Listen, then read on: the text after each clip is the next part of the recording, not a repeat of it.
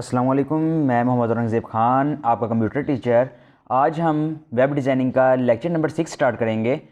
तो आज हम इस लेक्चर में पढ़ेंगे टेबल्स के, हम टेबल्स को कैसे क्रिएट करते हैं और जो वेबसाइट्स के मेन्यू होते हैं उसको हम कैसे क्रिएट करते हैं, और फुटर में जो हम टैग्स जो बनाते हैं, टेबल बनाते हैं, वो हम कैसे क्रिएट करते हैं।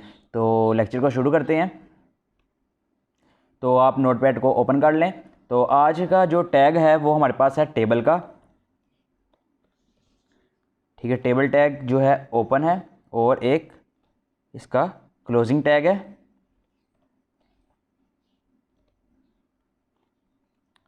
तो टेबल के टैग के अंदर हमारे पास दो और टैग आ जाते हैं। एक है TR ओपन, TR क्लोज। ठीक है, और TR के अंदर हम लगाएंगे एक और टैग TD और TD क्लोज।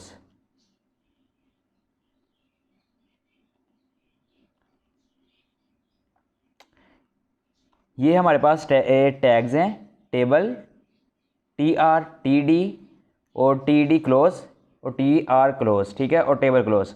ठीक है, ये हमारे पास आज के टैग हैं जिसको हमने यूज़ करना है और इसको समझना है कि ये कैसे वर्क करते हैं।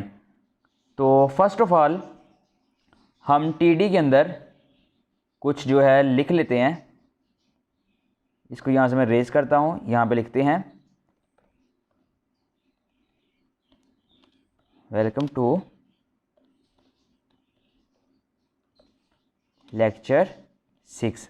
इसको कंट्रोल S करते हैं। कंट्रोल S करके इसको देखते हैं कि हमारे पास जो इंटरफेस है वो कैसा आता है। तो अगर हम आपको नज़र आ रहा हो तो हमारे पास ये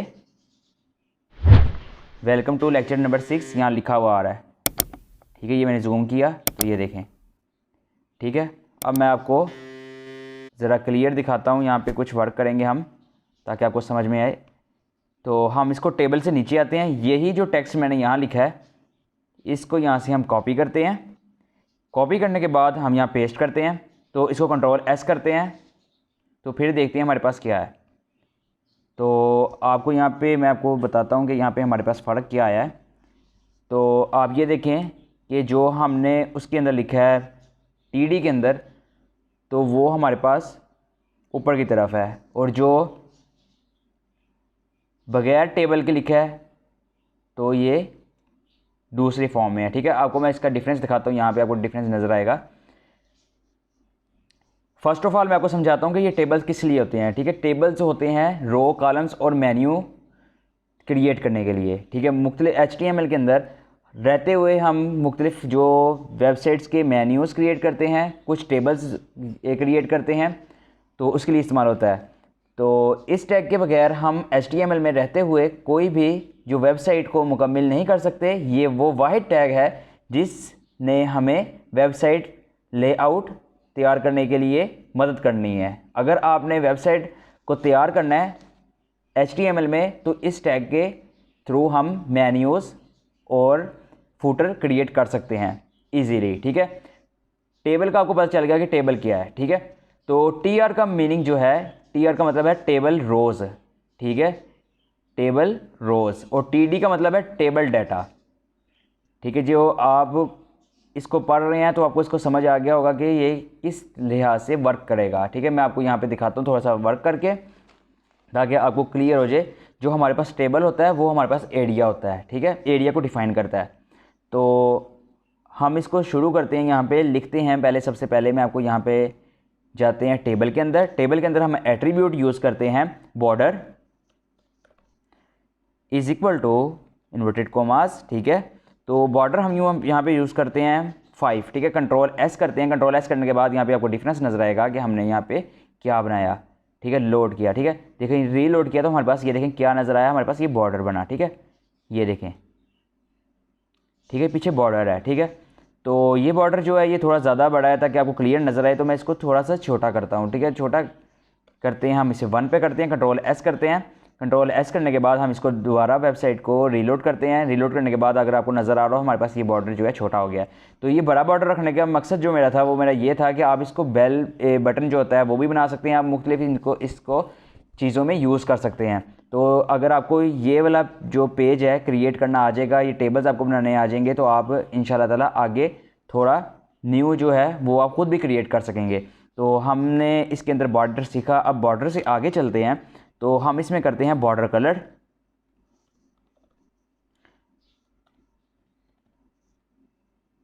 border colour is equal to inverted commas, ठीक है। अब हम इसको रख लेते हैं कलर को रेड।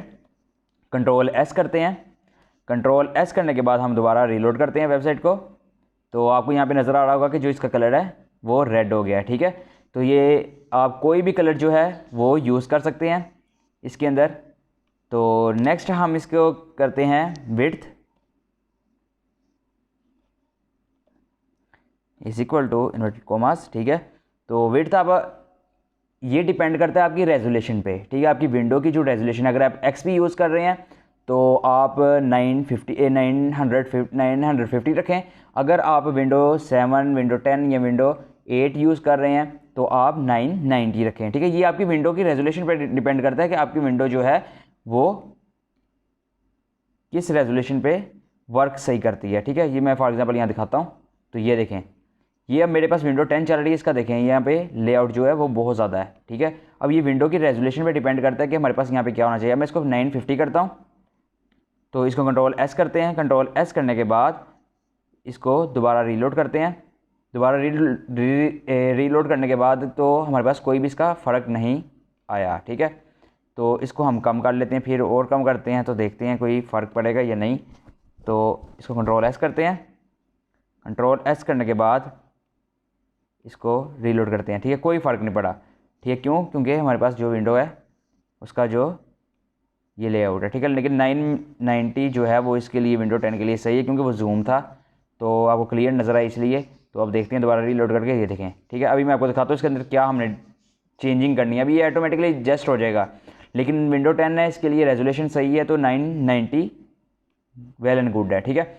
नेक्स्ट हम इसके अंदर करते हैं हाइट, ठीक है। Height is equal to inverted commas. तो हम हाइट इसके अंदर चूज़ कर लेते हैं अपने मुताबिक हमारी कितनी हाइट होनी चाहिए। फॉर एग्जांपल मैं यहाँ पे 20 पहले लिखता हूँ। कंट्रोल एस करते हैं ताकि आपको फ़र्क जो है नज़र आए, वाज़ा नज़र आए। तो ये देखें, ठीक है। यहाँ पे हाइट आपको नज़र नहीं आएगी, बहुत ही छोटा है, यहाँ पे जूम करना पड़ेगा ताकि आपको क्लियर नज़र आए, ठीक है। तो हाइट इसकी जो है हम यहाँ पे 20 की है, तो हम यहाँ पे 50 करते हैं। तो कंट्रोल एस करते हैं, तो रीलोड करते हैं। तो ये देखें, ये आपको यहाँ पे नज़र आ रहा होगा हाइट, ठीक है। लेकिन ये एडजस्ट करता हूँ मैं इसको 40 पे। कंट्रोल एस करते हैं, 40 पे हाइट करके कंट्रोल एस कर लेते हैं, ठीक है। तो ये ठीक है, इतनी पे रखेंगे। मैंने जूम किया हुआ है ताकि आपको क्लियर नज़र आए। तो नेक्स्ट हम इसके एट्रीब्यूट पे चलते हैं कि मैं चाहता हूं कि जो हमने वेलकम टू लेक्चर 6 लिखा है वो सेंटर में आए, ठीक है। अब सेंटर के लिए हम कौन सा टैग क्या कहते हैं एट्रीब्यूट यूज़ करते हैं, अलाइन, ठीक है। अलाइन इज इक्वल टू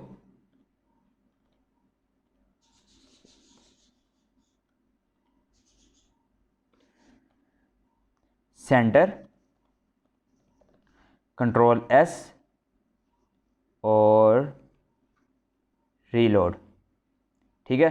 अब आप देखें तो ये हमारा जो वेलकम टू लेक्चर 6 है वो सेंटर में चला गया, ठीक है। तो अब इसके अंदर हम और चेंजिंग करते हैं कि जो ये हमारे पास यहाँ पे बाहर लिखा हुआ है वेलकम टू लेक्चर 6, इसको रेज कर लेते हैं। कंट्रोल एस करते हैं, दोबारा उस पर जाते हैं, ठीक है। तो ये रेज हो गया। तो नेक्स्ट हमारे पास जो है हमने क्या करना है, इसको सेंटर भी कर लिया। अब मैं कहता हूँ इसको एडजस्ट करूँ अपने हिसाब से, बैकग्राउंड को बैकग्राउंड कलर दूँ, बैकग्राउंड बीजी कलर,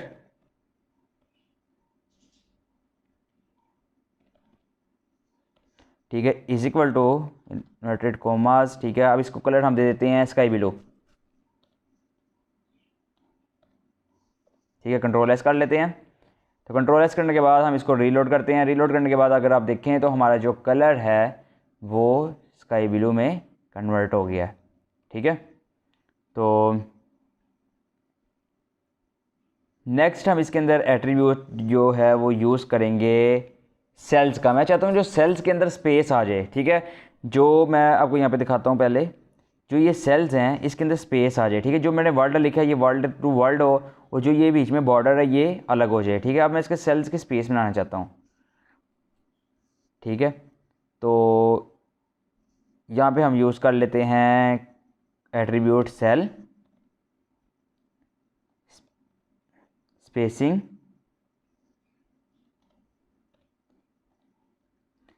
ठीक है, इज इक्वल टू, यहाँ पे जस्ट कर लेते हैं 7, ठीक है।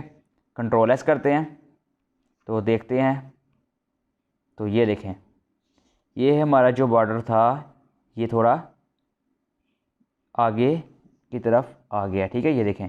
अब मैं आपको आगे जो इसके एट्रीब्यूट है उसको करवाने से पहले मैं आपको थोड़ा सा इसके बारे में समझाता हूँ, जो टी डी है, ठीक है।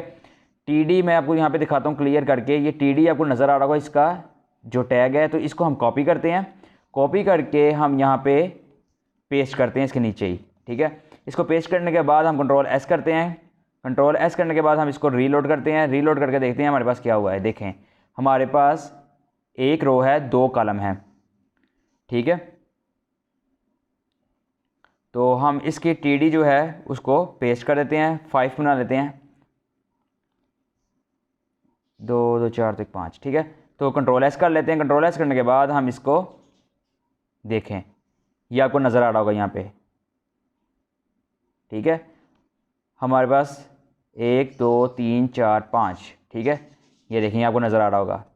तो अब हम इसमें नेक्स्ट जो है उसको एट्रीब्यूट को यूज़ करते हैं इसी के अंदर। पहले था सेल स्पेसिंग, अब नेक्स्ट हमारे पास जो इसके अंदर एट्रीब्यूट होगा वो होगा सेल पेडिंग, ठीक है।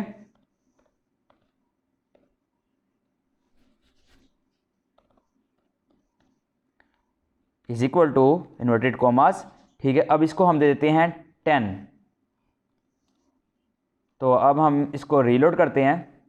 अब आपको नज़र आ रहा होगा ये थोड़ा सा बेहतर नज़र आ रहा है। ये हम फुटर के अंदर ज़्यादातर यूज़ करते हैं और मेन्यूज़ के अंदर यूज़ करते हैं, ठीक है। तो अगर आपने विकीपीडिया देखा हो या कोई आपने वेबसाइट्स देखी हो, ठीक है, कोई भी वेबसाइट देख लें जिसके मेन्यू जो है एज इट इज़ जो नज़र आ रहे होते हैं उसके अंदर ज़्यादातर ऐसे क्रिएट किए जाते हैं, ठीक है।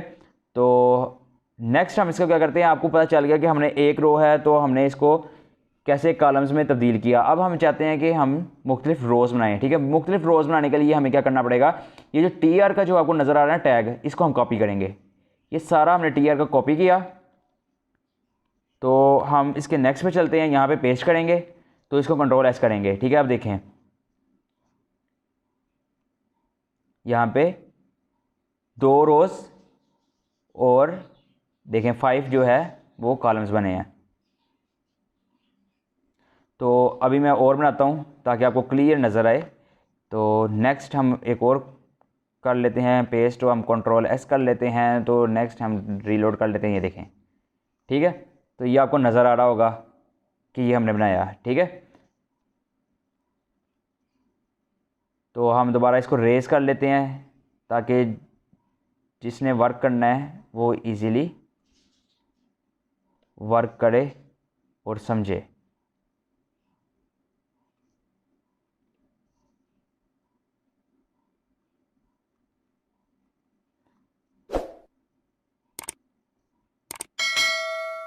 तो अब यहाँ पे हमने क्या करते हैं, इधर कंट्रोल एस करता हूँ तो कोई मसला ना हो, कोई टैग ना रह गया हो।